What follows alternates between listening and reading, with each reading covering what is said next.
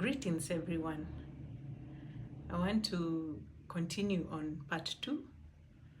Part 1, I talked about God creating the highest yielding seed in each and every one of us. But maybe as we proceeded with life, many turned to the world.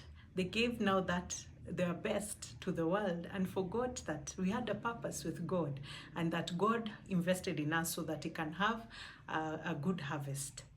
So when we turn back to Him, realizing that our life, maybe we've been living for ourselves, we've been selfish, not living according to what God called us, and we ended up living according to our own will.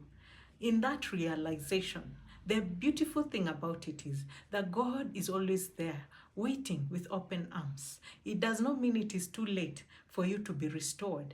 God accepts us as we are, so long as we humble ourselves and yield back to Him, asking Him for help, asking Him to guide us and to take over. He is well able to turn us back and transform us to be that which He willed upon our lives. So the first thing we need to do is to realize, have I really been living according to His will? Have I been focusing on what He wanted with my life? And then from that point, we turn back to Him and say, Lord, I'm sorry. I turned away from you. I didn't do it according to your will. You know, it's just like the prodigal son. He asked for his wealth and went and squandered it. But in his trouble, that is when he realized what he actually left behind. He realized the purpose, living where his father is, where there was everything. And he didn't have to think even about all the things that he's facing at that point.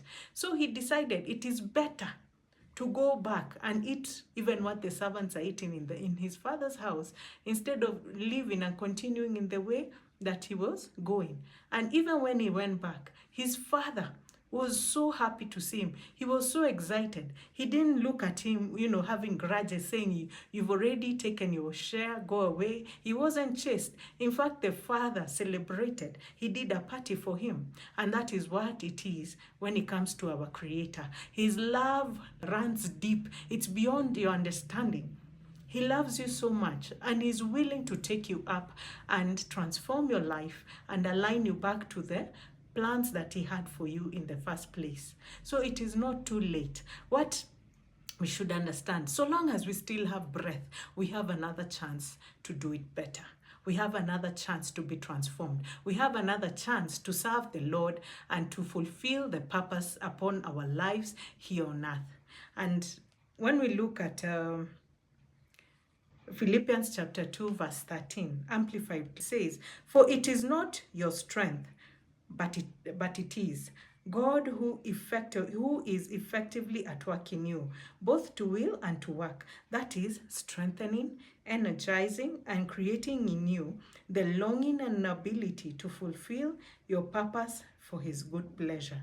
Another interpretation, another version, that TPT says, God will continually revitalize you, implanting within you the passion to do what pleases Him. So He's the one who will help you. You're not going to do it on your own. He's the one who will work it through you. He will even give you that desire to serve Him. He'll give you that desire to know Him, to read the Word, and to grow in the things of the Lord. So you don't have to worry about that. It is not upon you, but it is through Him. You'll be able to fulfill all that He needs from you. So it is not hard. We just stand back to Him. We yield ourselves back to Him, and He is waiting with open arms. Be blessed.